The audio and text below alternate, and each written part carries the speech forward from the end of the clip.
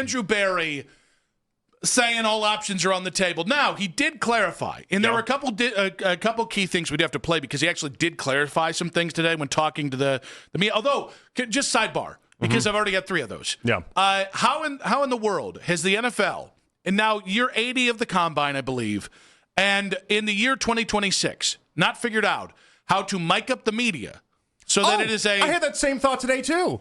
I mean, wow, we're simpatico today, are we not? Because that was I had this thought going in. It was driving me insane listening to this press conference. This isn't the first press conference we've ever aired on The Fan where this is the reality, but why did it stick out for the both of us? Is it because of how Andrew Berry answers questions? Well, I think so because I can't figure out who he's talking about, and I'm playing a guessing game in my head for half the question. All right, we're going to go here first.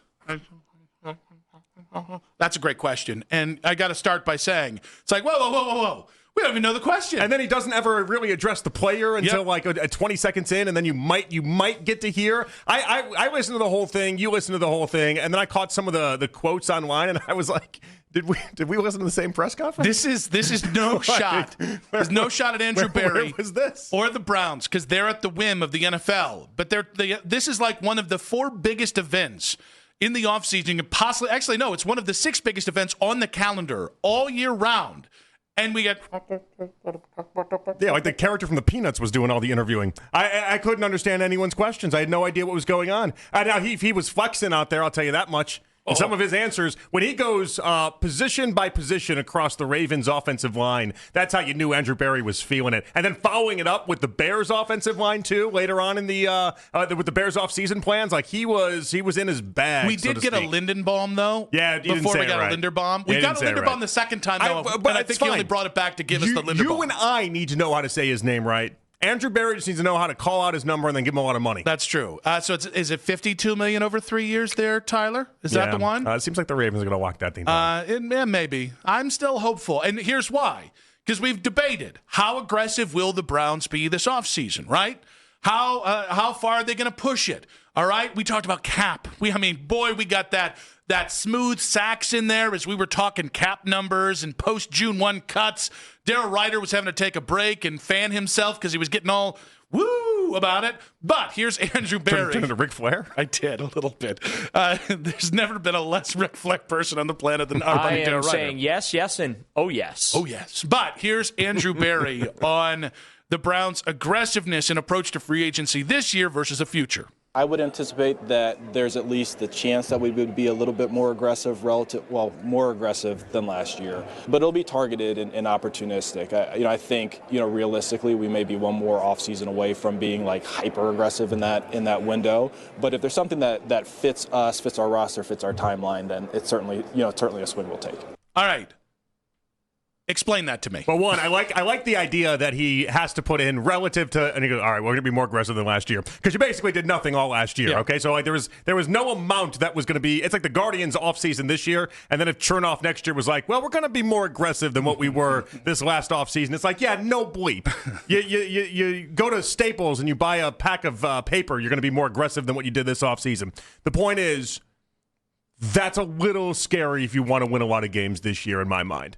That's a little scary. I a little turned off by what he was giving us right there because that is telling me, and I don't know how long Andrew Berry thinks he's going to have this job, but if he's being truthful, and sometimes he's known to lie to us, so just take that for what it is as well. If he's being truthful, it's not about this offseason. It's about next offseason, which I can't believe I'm saying. Well, I mean, it makes sense. Deshaun is going to be not on this team next offseason, and that is going to trigger, depending on how they do it, that is going to open up some added flexibility, not just next year, but certainly the years beyond it, once that clarity is there that he's not here. Yeah, because we'll get that in March. You're still going to owe dead cap money on some of that still. It's not completely off the books. Totally fair, but, the Browns like to manage it in kind of roving 3 to 4 year periods, so that opens up maybe future money. Yeah, anytime you're not paying $45 million to a quarterback as is, that's always a good thing as far as flexibility. So I think that's part of it. You're also going to be moving on from some of the dead cap this year, as we know Wyatt Teller's not going to be back. We know David Njoku's going to be back, and we're unsure about Joel Bitonio.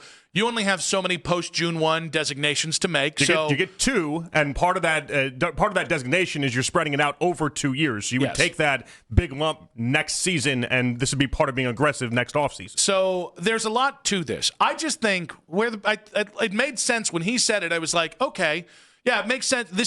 We're not where you were and it's all tied to one spot. We know exactly what it is. It's a quarterback spot.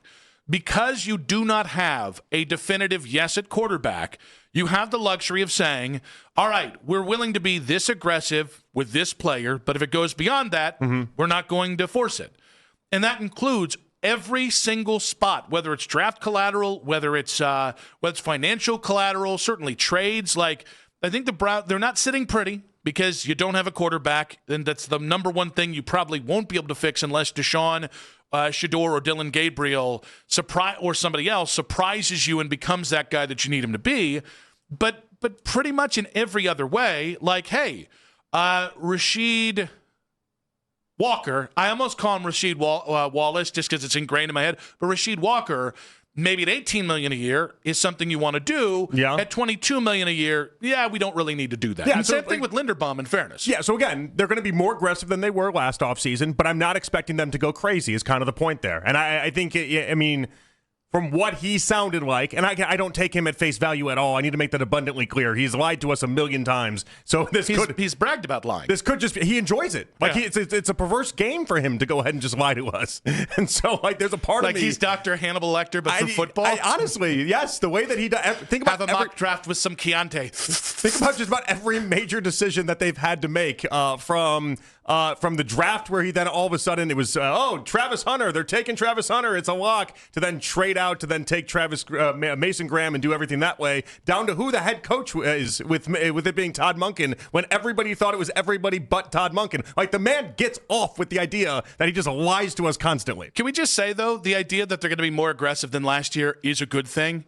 I don't know how much more. Like, we are dealing with sliding scales, and the right deals have to be there, and all the qualifiers that just bore me to absolute I think sleep. There's an acknowledgement they don't want to just sit on their hands. Yes. Well, and that's nice, guys. You made the great analogy of the Guardians offseason this year and being like, well, next year we're really gonna do it, as opposed to this. That could be a $15 million player, right? Here are my expectations based off what he said. I expect multiple starters in free agency, be it at least 2 offensive linemen and probably a couple rotational pieces as well, but although that's not going to be week 1, and then at least a wide receiver. I don't know if that's trade. I don't know if that's free agency. I don't know if they're going to wait for somebody to be a cap casualty and maybe do a pick swap a la Amari Cooper. Mm-hmm. But I expect that. And then you have to look at interior defensive line with Shelby Harris being a free agent, Malik Collins being in his last year. I think you have to look at linebacker until you have at least 2 of your 3 main free agents saddled up there.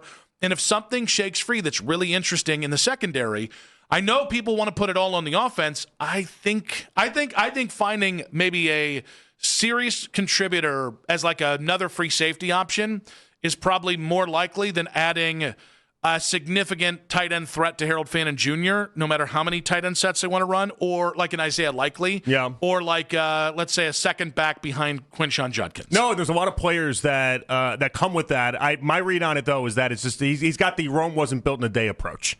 And it's interesting that he spotlighted what the Bears did, because the Bears basically built a whole team in one offseason. So it's interesting that he spotlighted them in particular, but I kind of get the idea this is going to be a you gotta crawl to walk to run type approach with all this. And that kind of stinks if you want to win this year. It's good news for Shador fans, though, because I would imagine if you're like 80% complete as a team, then you probably want to put Shador out there, and then you go for 2027 with either a different quarterback or Shador that obviously showcases what he can do.